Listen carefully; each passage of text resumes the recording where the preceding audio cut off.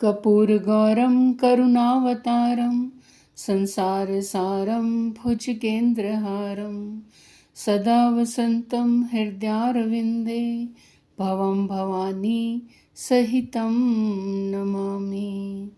ॐ नमः शिवाय। ॐ नमः शिवाय। ॐ नमः शिवाय। शुभं शुभं कुरु कुरु शिवाय नमः। ओम। हे मोक्ष स्वरूप विभम व्यापकम ब्रह्मा और वेद स्वरूप ईशान दिशा के ईश्वर तथा सबके स्वामी श्री शिव जी, मैं आपको नमस्कार करती हूँ। निज स्वरूप में स्थित अर्थात माया आदि रहित, माइक गुणों से रहित, भेद रहित, इच्छा रहित, चेतन आकाश रूप एवं आकाश को ही वस्त्र रूप में धारण करने वाले दिगंबर हे शिव जी, मैं आपको भजती हूँ। समस्त भक्तजनों, आप सबका स्वागत है हमारे चैनल भक्ति मार्ग अनु में।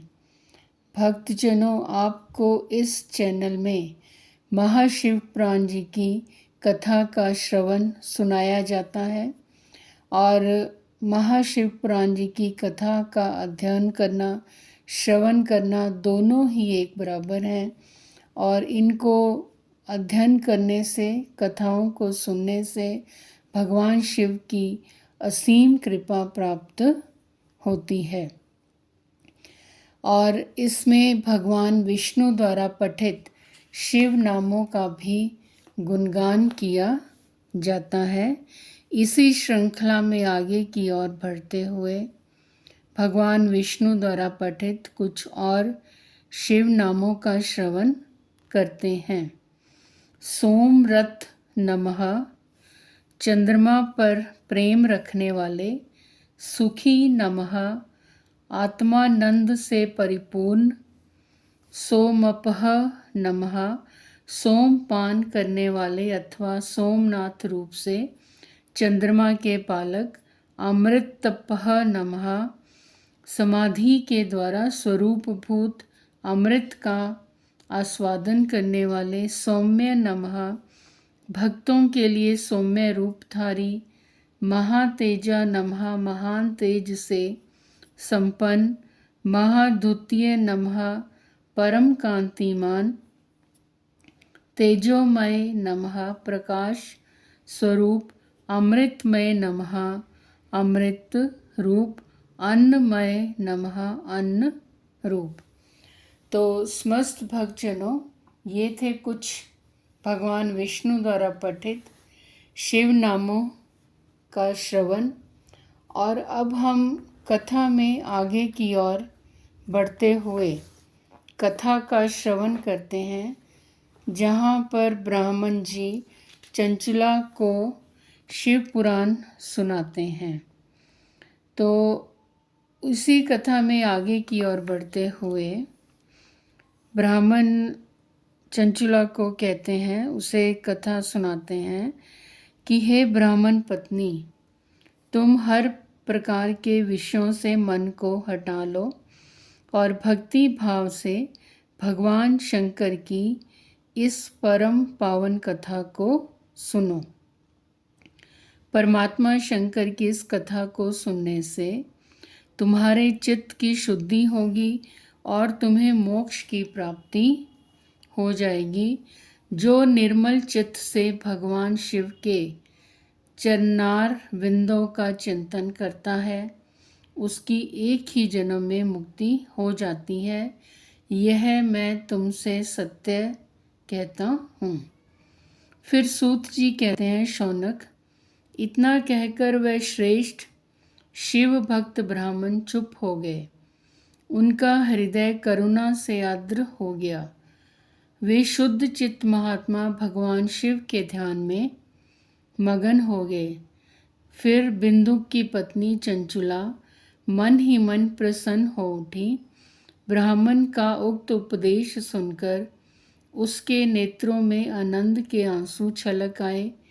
वह ब्राह्मण पत्नी चंचुला हर्ष से हृदय से उस श्रेष्ठ ब्राह्मण के दोनों चरणों में गिर पड़ी और हाथ जोड़कर बोली, मैं कृतार्थ हो गई। तत्पश्चात उठकर वैराग्य युक्त उत्तम बुद्धि वाली वह स्त्री, जो अपने पापों के कारण आतंकित थी, उन महान शिव भक्त ब्राह्मण से हाथ जोड़कर गदगद वाणी में बोली। चंचुला ने कहा, ब्राह्मण, आप धन्य हैं, परमार्थदर्शी हैं और सदा परोपकार में लगे रहते हैं, इसलिए श्रेष्ठ साधु पुरुषों में प्रशंसा के योग्य हैं। मैं नरक के समुद्र में गिर रही हूँ, हे साधो, आप मेरा उद्धार कीजिए, उद्धार कीजिए। पौराणिक अर्थ तत्व से संपन्न जिस सुंदर शिव पुराण की कथा को सुनकर मेरे मन में संपूर्ण विषयों से वैराग्य उत्पन्न हो गया, उसी इस शिव पुराण को सुनने के लिए इस समय मेरे मन में बड़ी श्रद्धा हो रही है।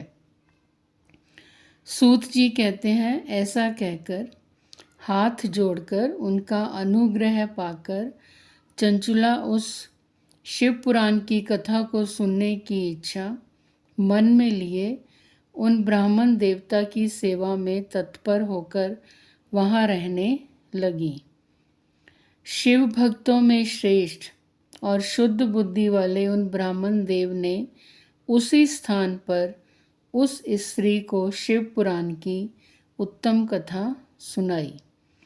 इस प्रकार उस गोकर्ण नामक महाक्षेत्र में उन्हीं श्रेष्ठ ब्राह्मण से उसने शिव पुराण की वह परम उत्तम कथा सुनी, जो भक्ति, ज्ञान और वैराग्य को बढ़ाने वाली तथा मुक्ति देने वाली है।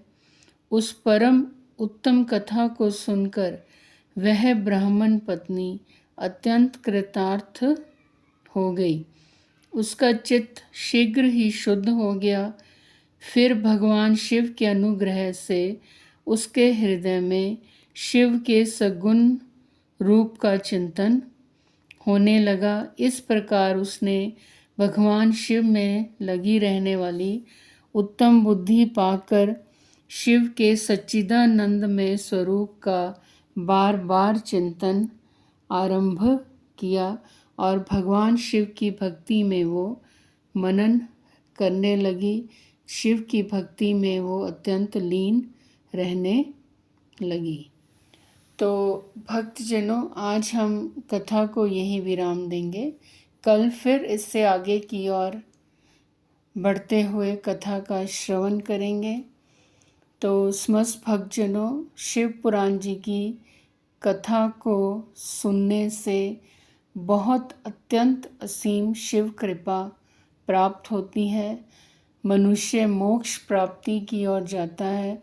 हमें अपने जीवन में एक बार अवश्य पूरा महाशिव पुराण पढ़ना चाहिए, अध्ययन करना चाहिए, श्रवण करना चाहिए।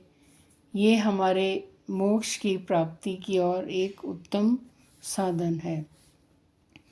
तो भक्तजनों, अगर आपको ये कथा अच्छी लगे तो आप शेयर अवश्य करिए, लाइक अवश्य करें, कमेंट अवश्य करें और चैनल को सब्सक्राइब अवश्य करें। अगर आपके पास भी ईश्वर भक्ति के अनुभव हो और आप दूसरों के साथ साझा करना चाहते हो तो हमारे चैनल के डिस्क्रिप्शन बॉक्स में व्हाट्सएप नंबर दिया गया है, ईमेल आईडी दी गई है, जहां पर आप अपने ईश्वरीय भक्ति के अनुभव हमारे साथ साझा कर सकते हैं और हम और भी भक्तजनों के साथ अवश्य शेयर करेंगे। ओम नमः शिवाय, ओम नमः शिवाय।